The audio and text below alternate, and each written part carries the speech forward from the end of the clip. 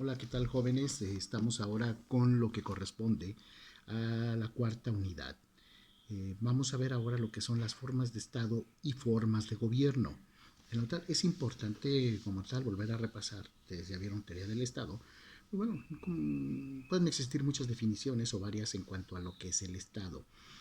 Como tal, el Estado lo vamos a entender según la definición. Les recomiendo que lean el texto y las diapositivas que también se encuentran ya en la plataforma. Es el material de consulta y sobre todo este video lleva la finalidad de orientar o tratar de hacer entender un poco ese contenido. Bien, el Estado, una de las definiciones nos dice que es una sociedad humana establecida en un territorio regido por un orden jurídico aplicado por un poder soberano para obtener un bien público o un bien común. Si se fijan, se mencionaron 5 elementos. Vean, el Estado es una sociedad humana. Efectivamente, no son vacas, no son animales, es una sociedad integrada por personas, establecida en un territorio. Vemos los límites geográficos, se establecen en una isla, una parte de un continente, dentro de lo que ya son los límites establecidos, ¿no? Dice sociedad humana, el segundo territorio, como tal, regido por un orden jurídico, es decir, tiene una constitución y un conjunto de leyes que les permite, sobre todo, llevar a cabo este Estado, ¿no? Y el cuarto, que lo aplica un poder soberano, es decir, hay una autoridad, hay autoridades que aplican este orden jurídico en ese territorio por una sociedad humana. Y el quinto elemento lo encontramos en el bien público o bien común o como le llaman algunos teóricos, que es encaminado precisamente a generar un bienestar hacia la población dentro de ese territorio. Bien, vamos a ver. El Estado no siempre ha sido como lo hemos visto, ha tenido una permanente evolución, tiene una permanente evolución. Es así ahorita y durante los transcurso de los años futuros también tendrá transformaciones, o sea, eso es indudable. Bien, si hablamos de la evolución de los propios estados, nos encontramos las primeras que le pueden denominar el teocrático y despótico. Recuerden Egipto, que eran descendientes de los dioses de los faraones, el chino como tal, en Mesopotamia, las teocracias, pues recuerden todavía algunas presentes en el mundo islámico, en algunos países que profesan el Islam, pues bueno, la preponderancia que tienen las autoridades religiosas es muy alta. Son los regímenes teocráticos y como le llaman a veces el despótico, es decir, es el control total del Estado. Y en la evolución, pues bueno, después nos encontramos las poliarquías, es decir, la pulverización que se da después de la caída del Imperio Romano con lo que ven a ser en la Edad Media. Recuerden una fragmentación, feudos, muchos feudos. No existían los estados nacionales como dijeron ahora los vemos, España, Francia, Inglaterra o Alemania. Existían una serie de fragmentaciones territoriales gobernadas por príncipes, condes y los propios señores feudales como tal. Y luego ya tendremos a los estados liberales que surgen con la modernidad. A la caída como tal del feudalismo y la consolidación de los estados nacionales, recuerden, aparece una España, una Francia, la Inglaterra, muchos años después aparecería Italia, eh, casi todo ello consecuencia de la transformación que viene a dar la Revolución Francesa, terminar con las monarquías y empezar con estados que reconocieran, esa es la característica de los liberales, los derechos humanos y sobre todo la importancia de las libertades individuales. Esa sería lo que podríamos decir, esa clasificación o evolución del Estado. Bien, nos vamos a encontrar ahora sí en cuanto a las formas de gobierno. Esos son los estados. Formas de gobierno puede haber varias, las monarquías, las repúblicas, el parlamentarismo, el presidencialismo como tal, los gobiernos democráticos o autoritarismos. Bien, comencemos por la monarquía y la república. Monarquía encontramos aquella que está regida por un rey. Hay monarquías actualmente constitucionales en donde el monarca deja de serlo en el momento que mueren. Recuerden, una monarquía es vitalicia y aparte es hereditaria. Es decir, el hijo o los príncipes cuando muere el rey, por derecho asumirán a ocupar el trono y sería la parte gobernante. Actualmente ya se encuentran limitadas por las formas de las nuevas constituciones. Bien, dije monarquía y república. Y la república se refiere, o su elemento principal es que no es dinástico, es decir, las repúblicas, el poder no es hereditario. Y aparte, es transitorio y de renovación temporal. Recuerden, en algunos países las presidencias duran 4 años, pueden ser reelectas algunas veces, pero es periódico.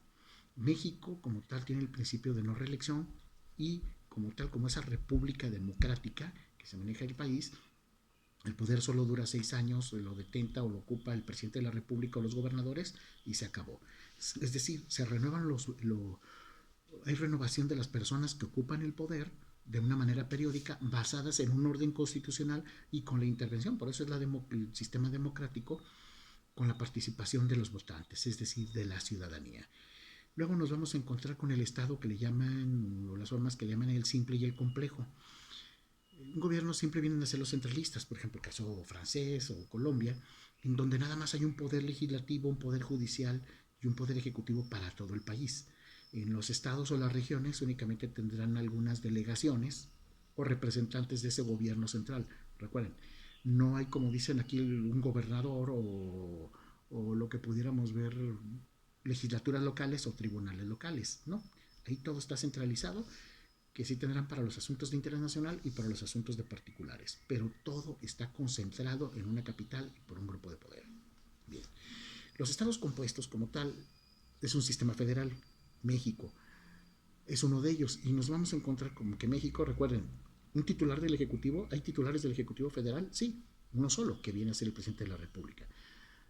Pero también hay poderes ejecutivos en los estados, es decir, a través del gobernador. ¿El poder legislativo federal está integrado por senadores y diputados? Sí, pero también los estados tienen representantes de la población, como son los diputados locales, a través de la figura de Congreso local.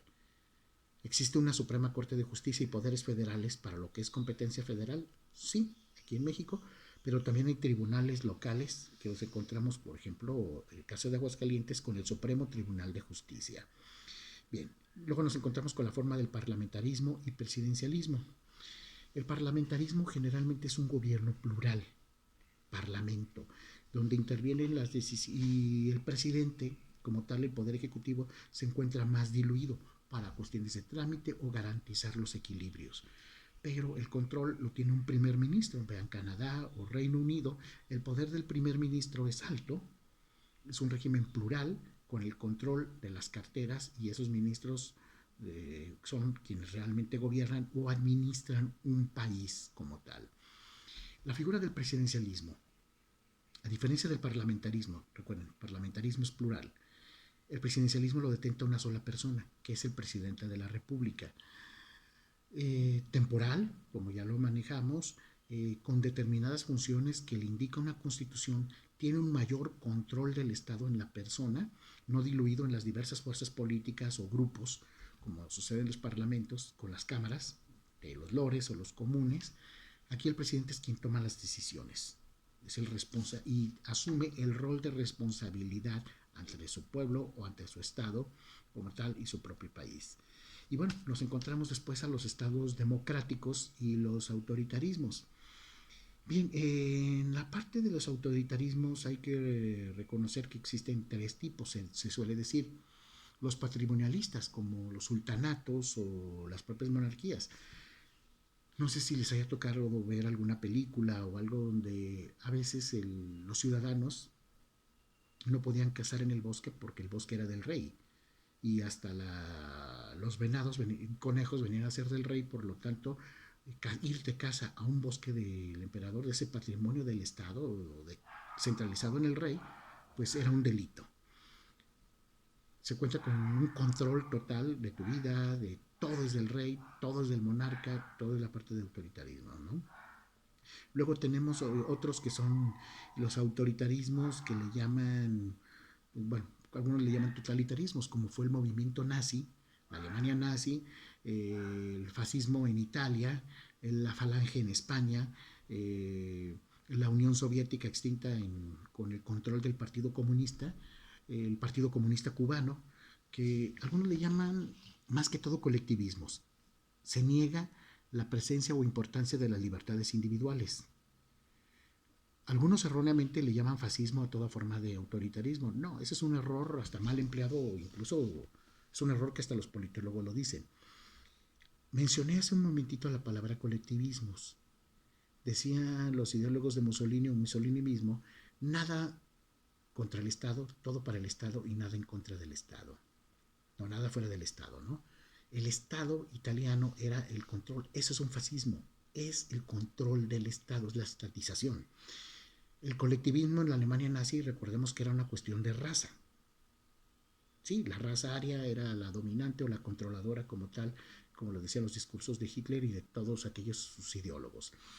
En la Unión Soviética era la dictadura del proletariado, que era decir, el Partido Comunista y que pues de alguna forma también se ha replicado en el modelo cubano. Son otro tipo de autoritarismos. Eh, Otra característica viene a ser aquellos autoritarismos que son de una baja participación política. Es decir, su régimen legal y el control de la élite no permiten una mayor participación de otros ciudadanos, están restringidas las vías de participación. Y en la cuarta categoría nos podemos encontrar aquellos que no tienen un límite para el poder. Es decir, quien tiene el poder tiene un amplio margen de llevar el control de un país. Caso Venezuela, que nos encontramos de acuerdo a lo que del humor que amanezca del presidente o mandatario, se van dando los controles que restringen las libertades individuales. Bien, ¿cuál es la importancia de un régimen democrático? Sobre todo, miren, nuestro sistema político mexicano, artículo 39, el 40 y 41 vienen a establecer las características de nuestro régimen. La soberanía que no reside en el monarca o en el presidente. Se dice de alguna forma que la soberanía reside en el pueblo, así lo dice el artículo 39, aunque de facto reside en el Estado de Derecho, es decir, en la propia Constitución. Los demás artículos establecen la conformación del Estado, el sistema de partidos políticos, que el poder, que México es una república representativa, federal, democrática y laica como tal. También en un régimen democrático está separado la Iglesia del Estado. Les recomiendo que lean sus diapositivas finalmente y no pierdan de vista la siguiente recomendación. La democracia como tal o la concepción de la democracia es un concepto de permanente evolución.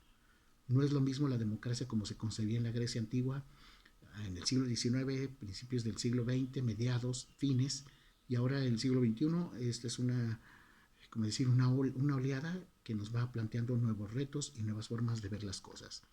Recuerden, vean su material y nos vemos en el próximo video, sobre todo orientativo de nuestra materia. Hasta luego.